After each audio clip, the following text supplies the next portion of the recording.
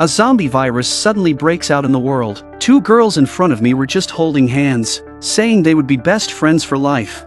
But the next second, one of them is suddenly dragged down the stairs by a zombie.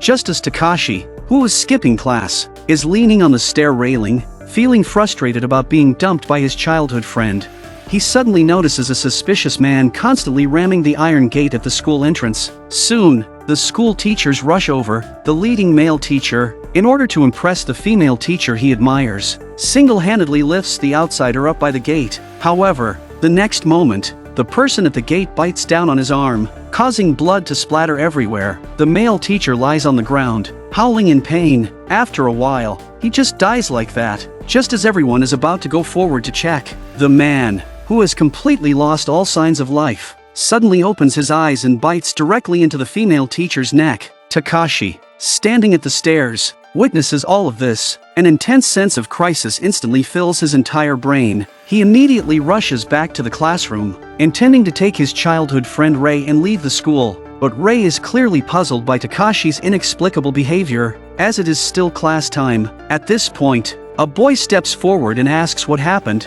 His name is Hisashi, and he is Takashi's good friend and also Rei's boyfriend. Takashi tells him that someone was killed at the school gate and the situation is terrible. Rei originally wants to resist, but Takashi slaps her and tells her to come with him quickly. The three leave the classroom directly. On the way, Takashi tells them everything he just saw. After hastily preparing some weapons, Rei wants to call her police officer father, but she is horrified to find that the emergency line is overwhelmed and she can't get through it all. At this moment, an announcement suddenly comes over the broadcast, reporting that a violent incident is occurring on campus. All students immediately follow the teacher's guidance to seek shelter, but before the announcement is even halfway through, a piercing scream suddenly comes through the broadcast. In this moment, everyone is as if nailed in place. As the chalk falls, the riot begins. Countless students rush towards the door, pulling, trampling, and pushing. Respect for the elderly, love for the young. Ladies first. No one pays attention to these things under the fear of death. On the other side,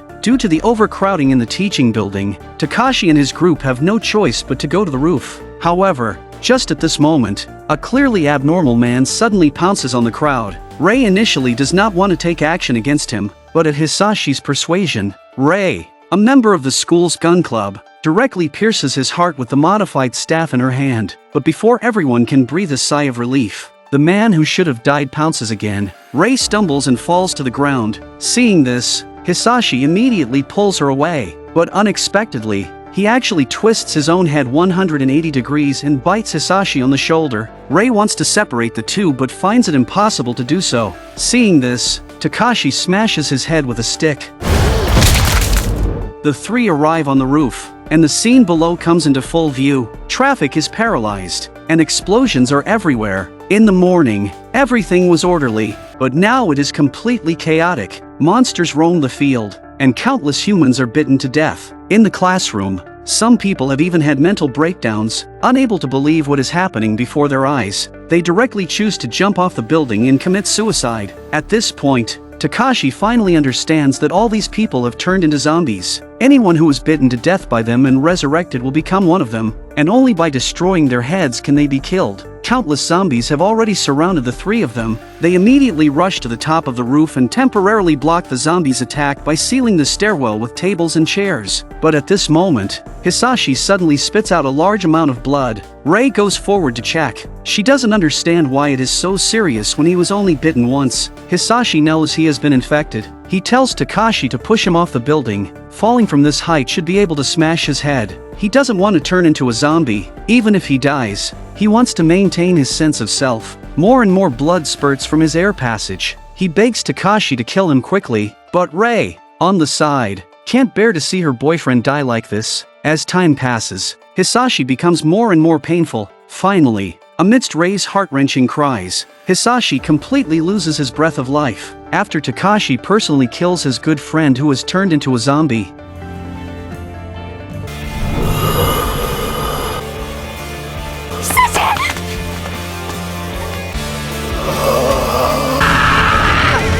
the grieving Ray still decides to call her police officer father to ask what exactly is going on now. Since the emergency number can't get through at all, she directly dials her father's personal number using Takashi's cell phone. The call finally goes through, but gunshots are ringing out on the other end. Her father, thinking it is Takashi calling, anxiously tells him that the entire city is already in a state of panic and tells him to find a way to take Ray and leave here as soon as possible. Before he can finish speaking, the signal is cut off. Until the very end, her father never realizes that it is his daughter calling him. At this point, more and more zombies are coming here. If they don't escape quickly, the two of them will definitely be trapped to death. Takashi tells Ray to open the fire hydrant, preparing to forcefully break through. The immense pressure of the zombie horde instantly squeezes the water out, directly blowing away the zombies at the stairwell entrance. The path is cleared, and only by escaping the school do they have a chance to survive. But now the entire building is full of zombies. Can they really make it safely downstairs?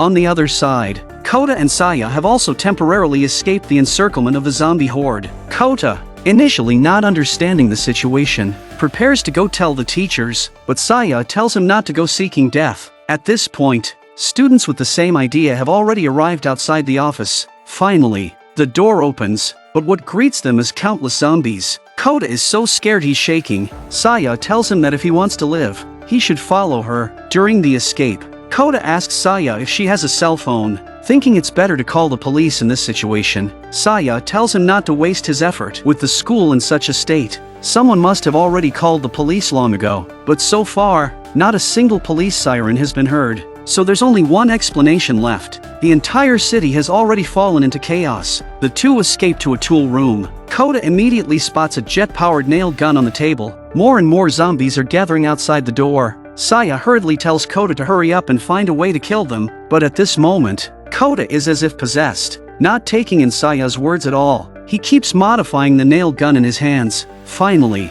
the door is broken open. Saya screams in terror. Suddenly, a long nail pierces a zombie's forehead. The nail gun modification is complete. Under that almost perfect design, the zombies rushing in are killed one by one. Kota tells Saya to pack up all the gas cylinders and long nails on the side. But Saya, her temper flaring, is unwilling to take orders from others. Kota can only gently request. Saya can't refuse, so she agrees. At this point, the two have already rushed out of the room. By throwing a towel, Saya discovers that the zombies seem to only react to sound. They have no sight, no sense of pain. Otherwise, they wouldn't be directly crashing into cabinets. Inside the school infirmary, a boy is frantically stabbing zombies with the iron frame in his hands. School nurse Shizuka is extremely troubled by what's happening now. The phones at the police station and fire department are all busy. Even if those bitten are treated, they will inevitably die. And after dying, they will be resurrected. Just as she is still lamenting,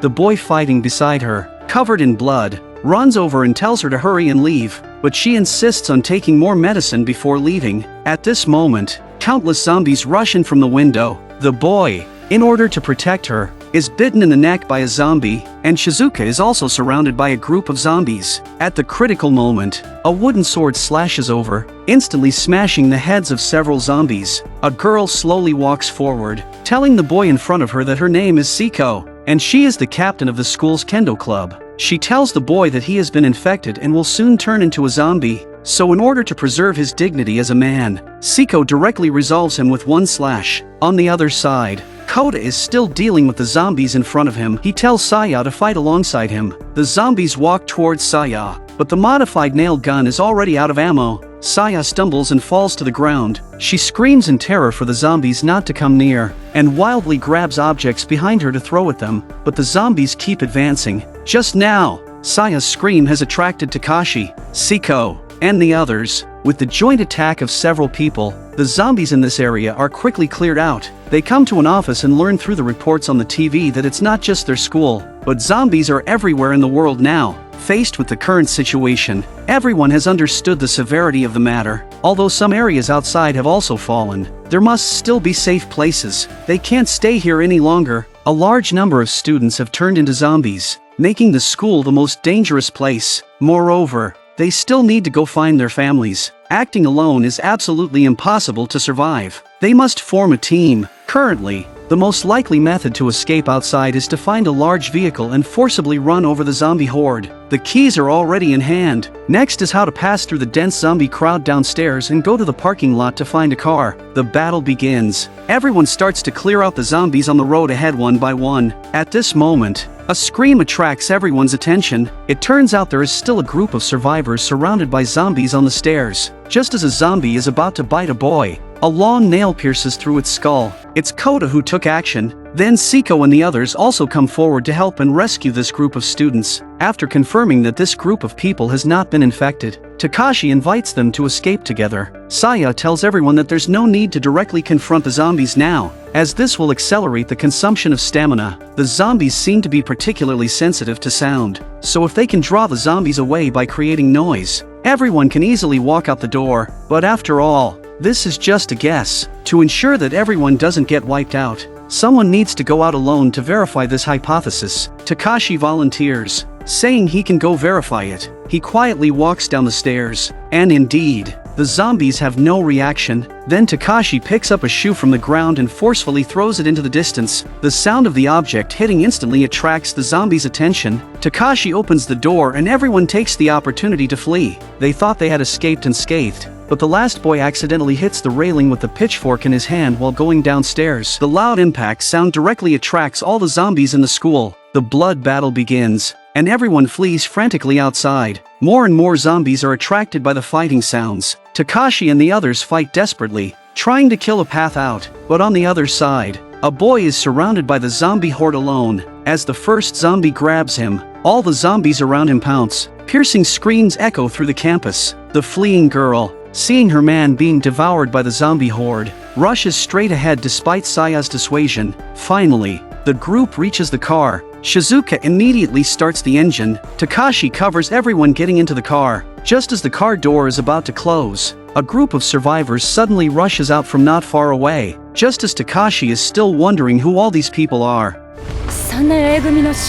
Rei's face suddenly changes greatly upon hearing this name. Takashi tells Shizuka to wait for this group of people to get in the car before driving off. But Rei tells Takashi not to bother. That kind of person should just go die. Takashi is puzzled by Rei's sudden abnormal behavior. At the same time, under Koichi's calm leadership, more and more students safely get into the car. This appearance looks every bit like a model teacher. Just as he is also about to get into the car, another student rushes out from the distance, and because he is going too fast, he falls directly in front of him. However, he kicks away the boy grabbing him, believing that those without strength don't deserve to live. The car door closes, the engine starts, and Shizuka drives the car towards the school gate.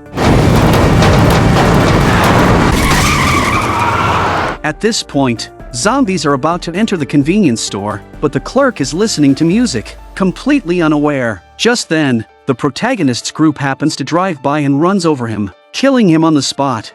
A group of people in the car are arguing about where to find a safe place. Just as they are about to come to blows over this, Rei directly knocks one of them to the ground. Looking at the scene before him, teacher Koichi walks over, clapping. He praises Rei for taking action to stop the conflict. He also states that a leader is needed to lead the team now. As the only teacher among this group, he volunteers himself. Almost everyone agrees with this proposal. The minority submits to the majority, and Koichi is thus successfully elected. However, Rei is extremely resistant and even jumps off the car alone. Takashi, worried, also follows, although he doesn't know why Rei despises Koichi so much.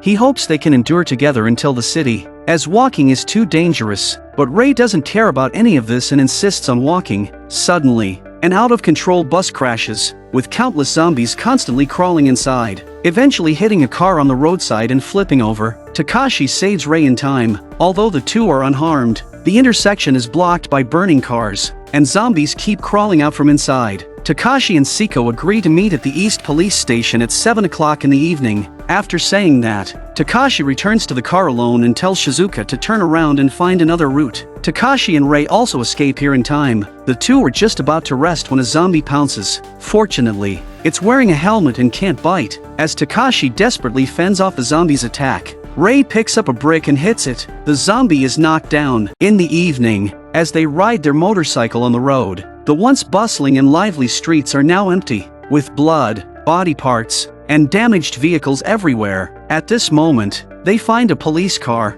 its officers long dead. Rei goes forward to check and finds a handgun. Takashi takes it, thinking it might save their lives at a critical moment. Unfortunately, there are only 5 bullets in the gun. In the apocalypse, every bullet is precious. Rei then hands Takashi 5 blood-stained bullets, which she pulls out from the severed hand of another officer. With the gun in hand, the two continue on. They come to a gas station, wanting to refuel the motorcycle, but it's self-service, and they have no money, so they can't refuel at all. So Takashi goes inside the gas station to find some money. Seeing no one, Takashi grabs a baseball bat and starts smashing the vending machine. However, Rei outside is targeted by a man. Her scream alerts Takashi. When he rushes out, the man already has a knife to Rei's neck. In this world overrun by the zombie, the man now just wants to enjoy himself while he's still alive, and the quite good-looking Rei naturally becomes his target. He gropes Rei while mocking Takashi. The man threatens Takashi to drop the iron bar and fill up the motorcycle with gas for him. Because Rei is in his hands, Takashi has no choice but to comply. However, when he throws out the iron bar, its impact with the ground attracts a large number of zombies. After filling up the gas, the man tells Takashi to get lost. Just as he is yelling madly, Takashi seizes the opportunity to pull out his gun and press it against the man's chest. With a bang, blood splatters everywhere. The man is shot down, his intense pain making him wail constantly. Rei wants to teach him another lesson, but Takashi tells him to hurry up and leave. The earlier commotion has already attracted a large number of zombies. If they don't leave now, it will be too late. The man shouts, begging Rei and Takashi to save him. However, they ignore the man and ride away on their motorcycle.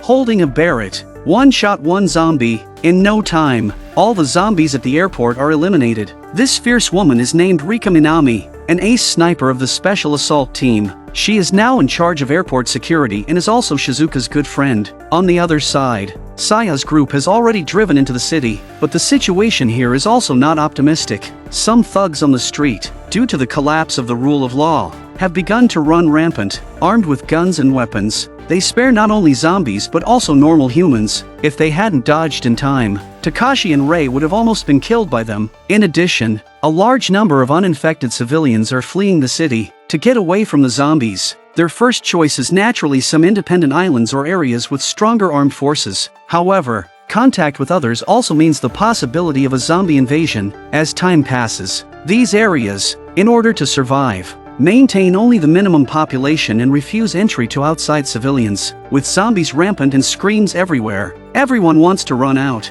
but they are all stuck on the bridge. The police forbid civilians from leaving here without authorization. A few people don't listen to the persuasion and try to force their way through, but the next moment they are washed off the bridge by water cannons. Inside the bus, Koichi constantly brainwashes the crowd. With continuous incitement, more and more people develop a morbid worship of him. In order not to be influenced by Koichi and also to fulfill their agreement with Takashi, Saya's group prepares to get off the bus and leave. The other people on the bus are very angry at this behavior, but Koichi does not stop them. To him, these people are unstable factors, so it's good that they're leaving. However, Koichi does not allow Shizuka to leave. As the only doctor here, she is more important than anyone else. Just as Koichi keeps advancing, a nail shot grazes his cheek. Kota points his gun at Koichi. In the apocalypse, the true nature of humans is completely exposed. Some people who are usually fierce and vicious may even resort to suicide when faced with fear, while some timid and cowardly people may be stimulated to have the ferocity of a lone wolf. Kota is the latter. With the arrival of Doomsday,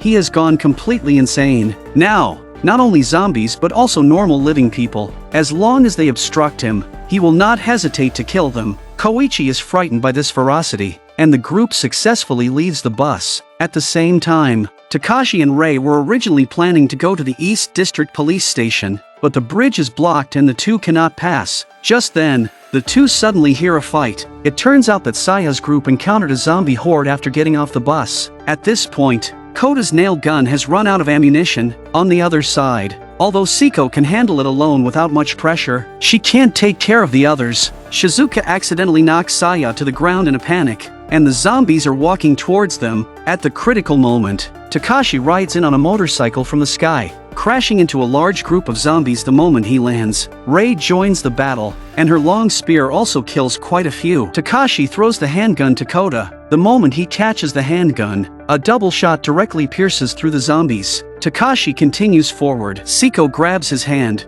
and with a powerful swing, an arc is drawn in the air, and the last zombie is also killed. With the crisis resolved, everyone breathes a sigh of relief. They come to the bridge to discuss how to cross the river. The road is blocked and the river water level is rising, so it's impossible to swim across. Just as everyone is worrying, Shizuka suddenly suggests taking a break first. Her friend's house happens to be nearby. This friend is Rika Minami. Before leaving, Rika Minami gave the key to Shizuka, asking her to help ventilate the room. Now it can provide supplies for everyone. Moreover, Rika Minami also has an amphibious tank, which is the best vehicle for escaping the zombie horde. Everyone gladly agrees, and Takashi decides to go with Shizuka to check it out first. The woman keeps begging the police not to shoot, hoping they can save her child. But the next moment, after being bitten to death by her own child, the woman also turns into a zombie. Although the police are in pain, they can only shoot her in the end. It is now the second day after the outbreak of the zombie virus.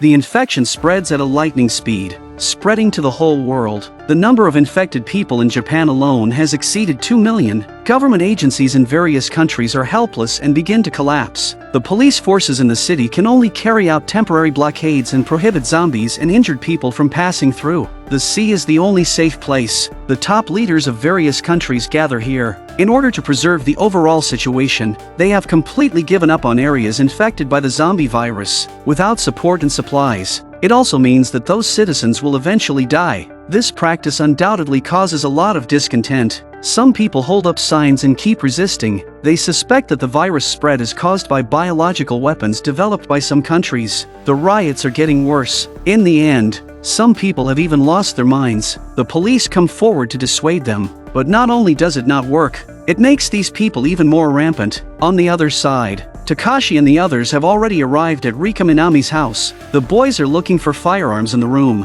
while the girls go to take a bath together. At this moment, Kota discovers a lot of ammunition, and with their combined efforts, they also break open a locked cabinet. Inside the cabinet, there is a large number of firearms. The moment he sees them, Kota's face is filled with a look of madness. As a gun enthusiast, these real guns in reality have a fatal attraction to him. Semi-automatic rifles, sniper rifles, crossbows, and explosive shotguns. All illegal and prohibited weapons are available here. As an ordinary high school student, Kota is surprisingly familiar with these firearms. Takashi is very puzzled. Through conversation, he learns that Kota has not only fired real guns but was also trained by a former Delta Force captain for a month. Takashi is very fortunate to have such a person as a teammate in the apocalypse. Now, the outside world is in chaos. They notice this terrible situation. The footage of the police shooting people with guns has also been captured by reporters. The whole world is beyond saving. To survive, they can only rely on themselves. At this time,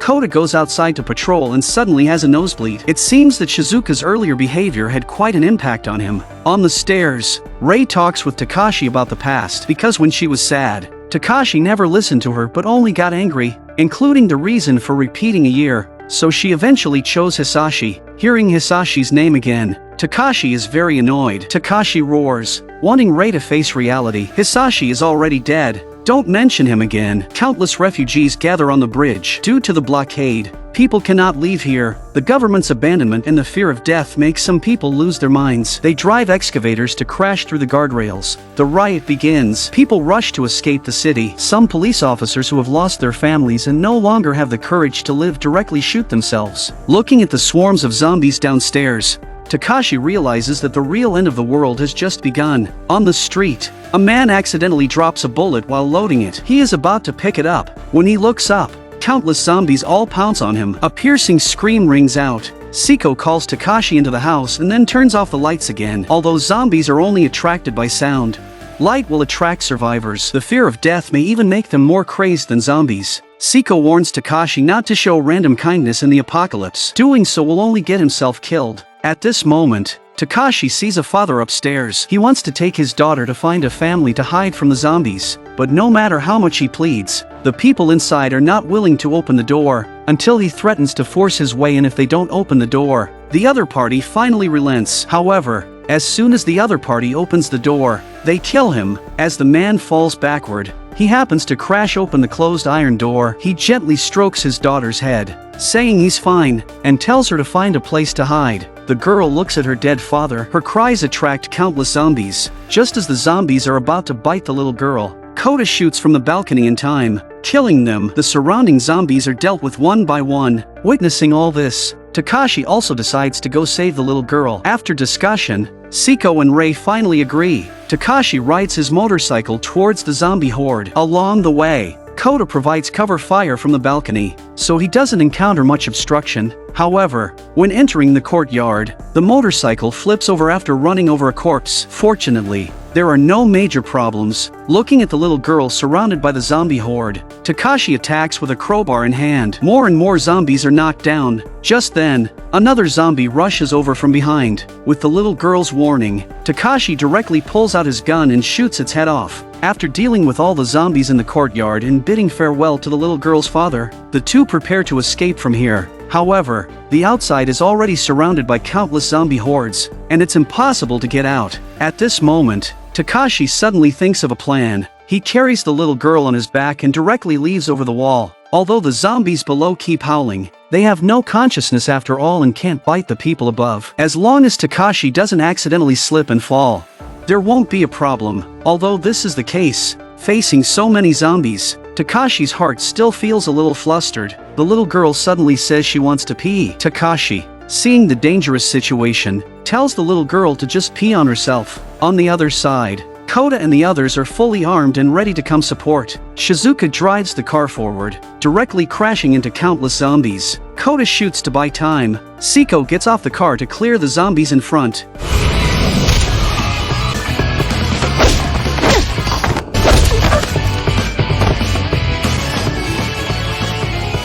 Finally, Takashi successfully jumps onto the car roof with the girl. Shizuka also hurries to drive away. After driving through the night, Takashi and the group finally escape from the zombie hordes in the city. Using the car's built-in amphibious function, they also successfully reach the opposite bank of the river. Before leaving, Shizuka brings out many clothes from the room. The girls put them on. Kota and Takashi go out to the road to patrol. Seeing no zombies, they let Shizuka drive up. Because Saya's home is closest from here, they decide to go look for her parents first. Everyone gets in the car and drives forward. Along the way, cherry blossoms dance in the sky, blue sky, white clouds, and a gentle breeze. The beautiful scenery makes people feel intoxicated. Takashi and Rei sit on the car roof, quietly looking at all this. Just then, Kota shouts that zombies have appeared ahead. Saya immediately tells Shizuka to turn right. However, when the car turns, the front is still blocked by zombies with no way to go. Saya directly tells Shizuka to crash into all of them. As the zombies are run over,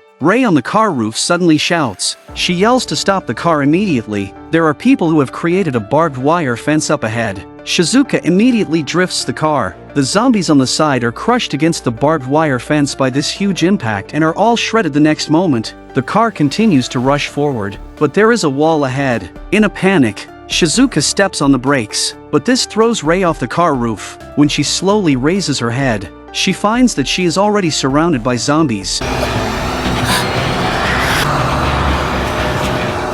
Takashi jumps down with a shotgun in hand. Due to his lack of experience, he only manages to kill one zombie. Kota tells him that there is recoil and the bullets will drift upwards, so he needs to aim at the chest to get a headshot. After hearing this, Takashi finds it to be effective when he shoots again. However, before he can enjoy it for long, the gun runs out of bullets. When he prepares to reload, he accidentally spills all the bullets due to his slippery hands. Siko gets out of the car to help, but the bullets have already been engulfed by the zombie horde, making it impossible to retrieve them. At the critical moment, he remembers that Rei still has a sniper rifle on her. Without time to take it off, Takashi directly lies on top of Rei and starts sniping.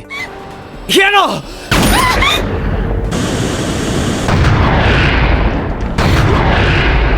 The problem is that the car won't start because it's stalled. With no other choice, Saya also gets out of the car, picks up a gun from the ground, and starts fighting. The group fights desperately, from dawn to dusk. In the end, they don't even have a single bullet left. To save their companions, Takashi and Siko forcefully charge out of the zombie horde. They try to attract the zombies by making noise. hoping to draw them away so the others can escape. However, there are simply too many zombies. They can't possibly lure them all away. Knowing that death is certain, Kota wants to throw the little girl over the barbed wire fence, but the little girl refuses. When her father was about to die, he had the same expression on his face as Kota. She doesn't want to live on alone anymore. Just as Kota is about to ignore the little girl's pleas and throw her over, a group of fully armed people suddenly appears. They wield special weapons and repel all the zombies. At the same time, they also bring the trapped people to the other side of the barbed wire fence. Just as Shizuka is about to thank them, the person in front takes off their mask. It turns out to be Saya's mother. Saya excitedly rushes over, seeing that everyone is okay. Takashi also breathes a sigh of relief. However, the situation on their side is terrible. Takashi decides to take a detour and find another way to regroup with the others.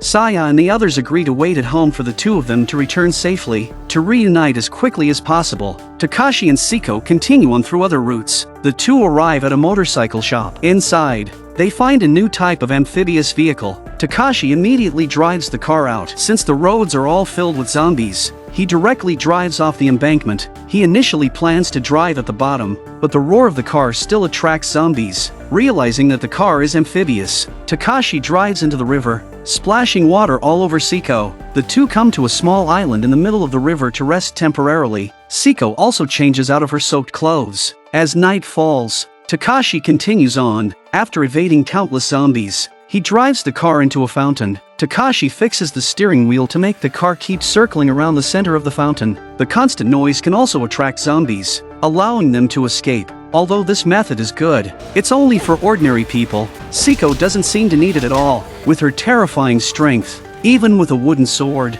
zombies are swept away in droves. Takashi exclaims how awesome she is from the side. However, when Siko sees two zombie children, she suddenly stops. Not only that, her face is filled with fear. Takashi, seeing that something is wrong, immediately rushes over. After shooting the zombies in the head, he immediately pulls her and runs forward. The two arrive at a shrine and lock the door. Takashi asks Siko what's wrong, but Siko doesn't answer. Here, Takashi finds a sword. He then hands Siko her dried clothes. After changing clothes, the two just sit quietly like this. Takashi understands that there must be a major reason for Siko's sudden change, so he doesn't ask further. After pondering for a moment, Siko decides to tell Takashi everything. 4 years ago, on a night, she was attacked by a strange man. However, she not only didn't resist but also pretended to be scared, luring the man to further action. Then, Siko broke all the bones in the man's body. At that moment, she felt incomparable pleasure, intoxicated by power, addicted to the thrill of killing. Would such a thing, be accepted?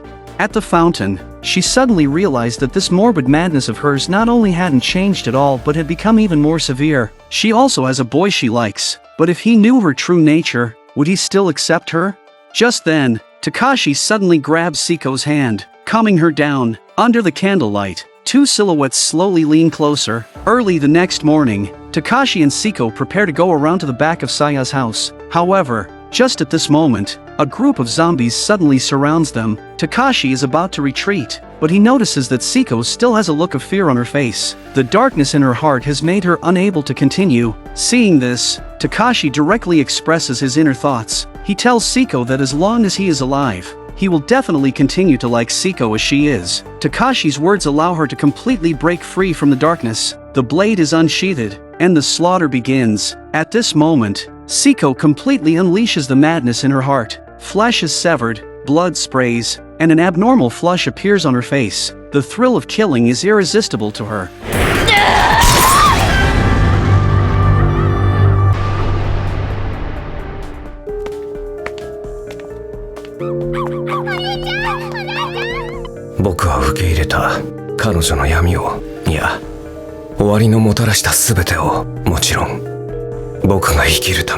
The boy in front of them was directly kicked off the bus for talking back to the teacher. No matter how much he pleads, it's of no use. Under Koichi's constant incitement and brainwashing, the remaining students on the bus have completely broken down.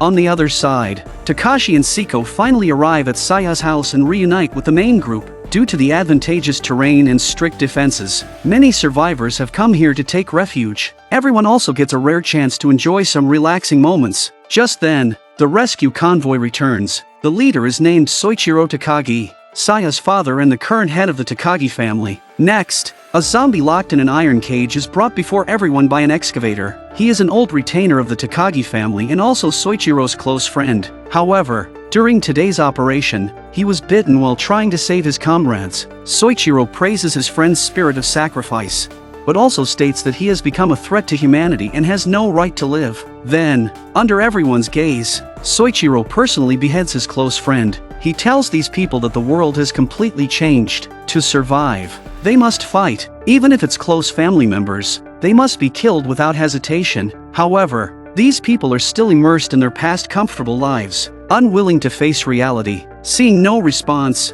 Soichiro directly leaves. With the apocalypse here, he can't possibly save everyone. If they don't even have this level of awareness, then they deserve to die. In the refugee camp, Saya still tries to persuade these people, but they still foolishly believe that the abnormalities outside are just an infectious disease. These people have been protected from the beginning and have never seen the world overrun by zombies outside, so they don't believe it and are unwilling to believe it. As for Soichiro's earlier action of killing his close friend, in the eyes of these people, it's an attempt to use violence to force them to submit. They don't listen to Takashi and Saya's words at all. Two kids also want to order them around? That's impossible. It seems these people are doomed, and indeed, not long after, they die in an incredibly miserable way. At the same time, Soichiro and Siko are sitting opposite each other. Actually, the two have a certain connection. When he was young, Soichiro was taught by Siko's father. Now, seeing his daughter so outstanding, he can't help but want to appreciate her talent. He hands Siko an extremely precious sword, which can be considered repaying her father's guidance back then. Outside, a bus drives up to the door. At Koichi's signal, the female students seduce the guards at the door to let them proceed. Just then, Rei, who was talking with her companions, suddenly changes color. She directly picks up a bayonet and rushes out. It turns out Koichi has come here. From the words of the people nearby, it can be learned that Koichi seems to be the son of a member of the national diet. With a very noble status, the man keeps praising his father for raising such a good son, but Koichi sneers at this. His own father, this diet member, is actually a tyrant. His mother was forced by him to jump to her death, and as a teacher, he himself is just a pawn in his father's hands. Previously, there was a police officer who always opposed him, and that officer's daughter was a student at his school, so his father told him to hold back that person's daughter to serve as a warning. The police officer's daughter is none other than Rei. Just as Koichi is hypocritically talking about how he protects his students, Rei has already rushed over and pressed the bayonet against his forehead,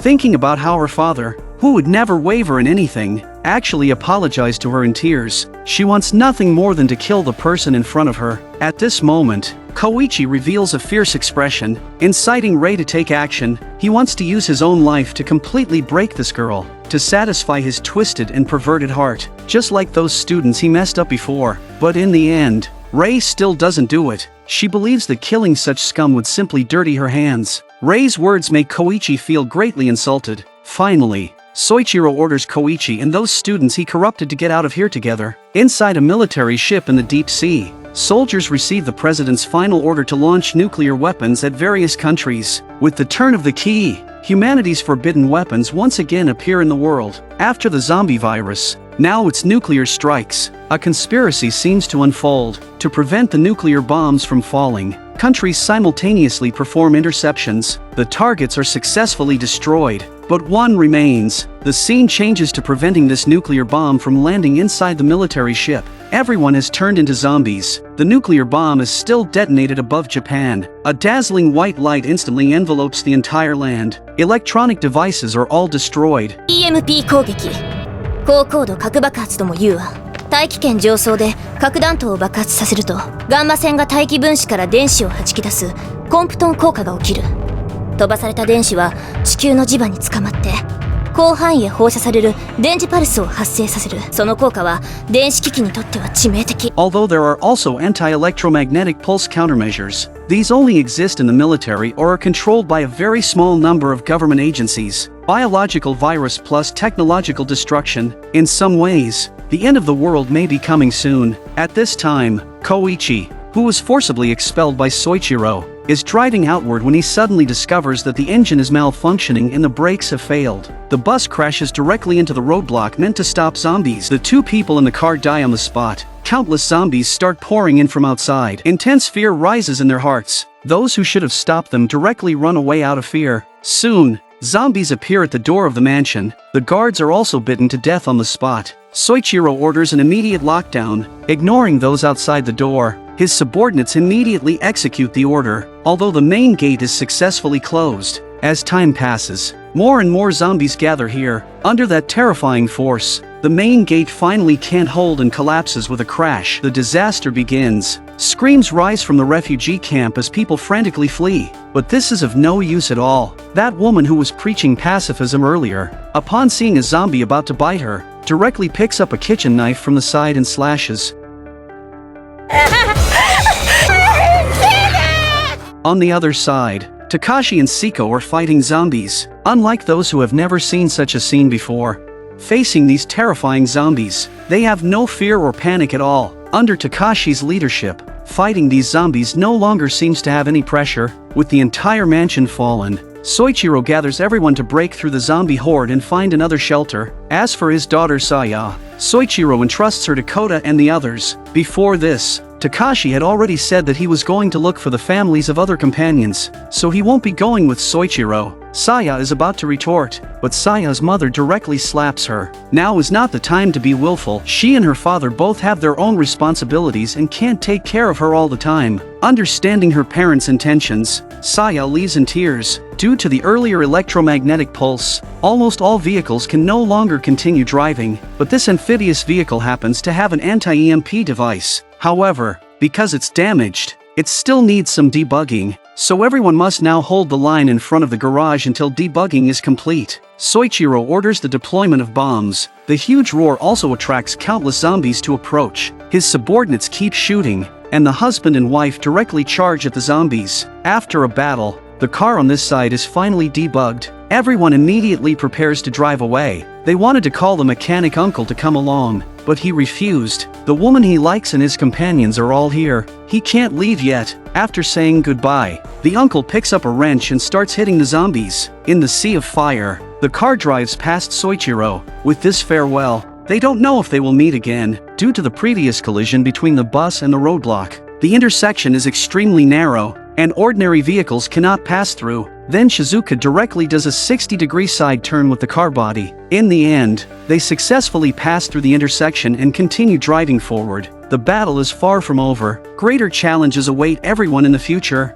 あの日、世界の終わりが始まった。そして今は、もう全てが終わってしまったのかもしれない。それでも、いや、だからこそ僕らは